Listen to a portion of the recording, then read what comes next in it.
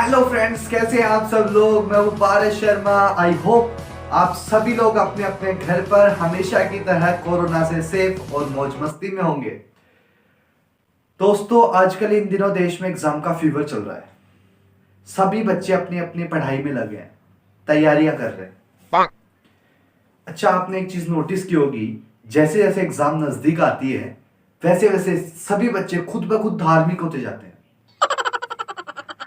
आप देखना, स्कूल जाते समय रास्ते में जितने भी मंदिर मस्जिद आते हैं ना, उस टाइम सब पर वो माथा टेकते हुए जाते हैं। कभी कभी तो किसी राजा महाराजा की कब्र पर ऐसे फूल बिखरे होते हैं ना, उस पर भी माथा टेक के चले जाते हैं।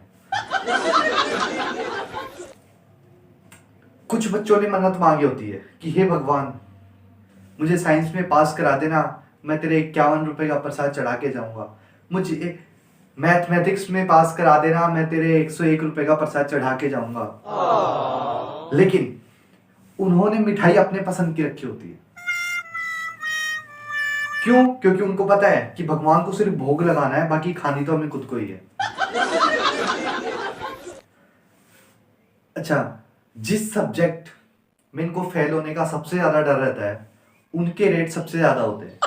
जैसे साइंस का 101 रुपया, मैथ का 101 रुपया। बाकी हिंदी, इंग्लिश, गुजराती, मराठी तो जानते हैं कि सबको आती है। फिर उसमें सिर्फ भगवान को इतना बोल के जाते हैं, भगवान हिंदी इंग्लिश में पास करा देना, मैं सिर्फ आगे जाऊंगा।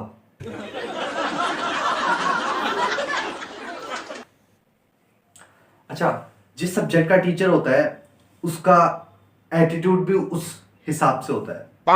आप कभी मैथ के टीचर को देखना, मैथ के टीचर का एटीट्यूड भी उस हिसाब का होगा। मैथ के टीचर की आप मूंछ देखना, उनकी मूंछें भी ऐसे ट्रायंगल जैसी होती है, त्रिकोण जैसी।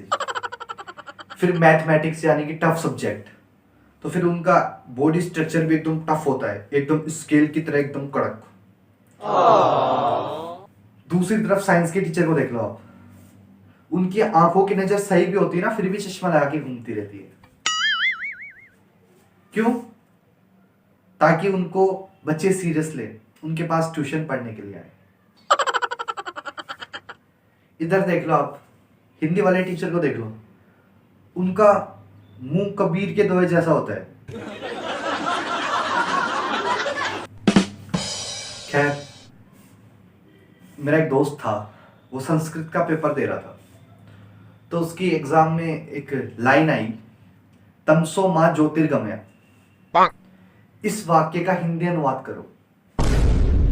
तो मेरा दोस्त बचपन से कुछ ज्यादा इंटेलिजेंट था, तो उसने दिमाग लगाया कि तमसो मां यानी कि तुम्हारी मां ज्योतिर्गमय, ज्योति के घर गई हुई है।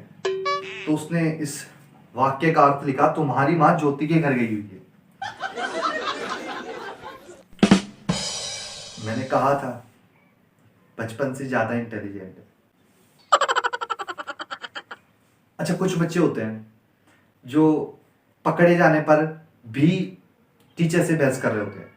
सर, ये वाली पर्ची क्यों ले रहे हो सर, ये तो एग्जाम में आई भी नहीं।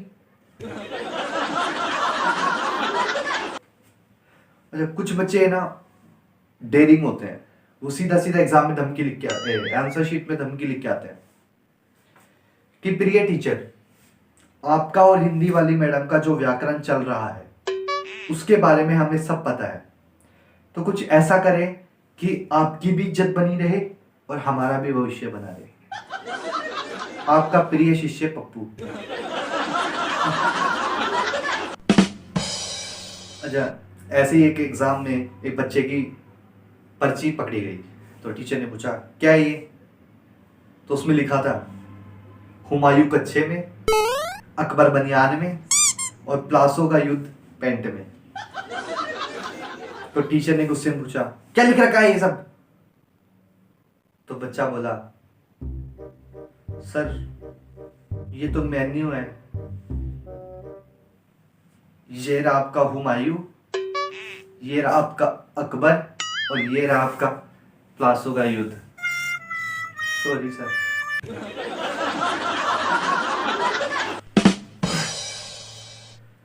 अच्छा, कॉन्फिडेंट बच्चे क्लास में अलग ही नजर आते हैं। मान लो टीचर ने कोई क्वेश्चन पूछ लिया, बेटा किस किस को पता है who is the president of America, तो कॉन्फिडेंट बच्चा है ना, क्वेश्चन पूरा नहीं होता उससे पहले हाथ खड़े करता है, यस सर मेरे को पता है, मेरे को पता है। कुछ निकम्मे होते हैं हमारे जैसे, उनको नहीं पता होता, वो एक दूसरे के बैग में मुंह मार रहे होते हैं।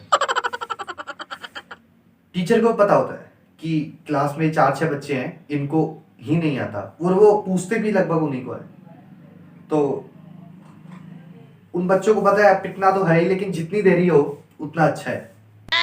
टीचर पूछता है, हाँ भाई पीछे से खड़े हो, ये बताओ हुमायूं भारत कब आया था? oh, no. तो फिर बच्चा है ना उठने में 3 से 4 मिनट ले लेता है। अरे यार उधर हो ना, तू भी उठने दो मेरे को, सर क्वेश्चन पूछ रहे हैं मेरे को। फिर वो उठता है, उसको पता है क्वेश्चन क्या था, लेकिन फिर भी वो रिपीट करवाता है, सर क्वेश्चन क्या था? हुमायूं भारत कब आया था? हुमायूं सर, हुमायूं सर आया तो था। फिर जो अनएक्सपेक्टेड थप्पड़ आता है ना,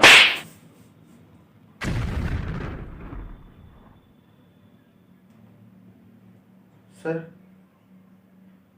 हुमायूं के बाबर।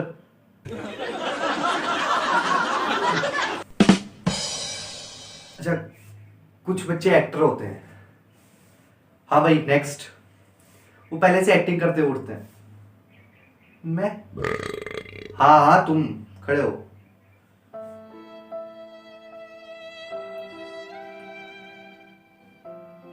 सर मम्मी की तबीयत खराब हो रही थी। अच्छा, सबको पता है वो झूठ बोल रहे हैं, लेकिन फिर भी पकड़े जाते हैं। क्यों? क्योंकि उनका एक्सप्रेशन उनके एक्सक्यूज के हिसाब से मैच नहीं होता। आप बताओ हुमायूं भारत कब आया था? सर मम्मी की तबीयत खराब हो रही थी। तो पेट क्यों पकड़ा हुआ है? सर पेट में भी दर्द हो रहा है।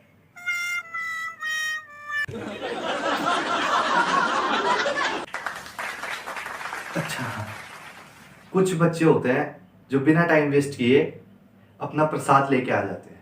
बेटा राजेश तुम्हें आता है? राजेश बिना कोई टाइम वेस्ट किए उठते हैं, जाते हैं और सीधा जाके राजेश जी अपनी जगह पे आके बैठ जाते हैं।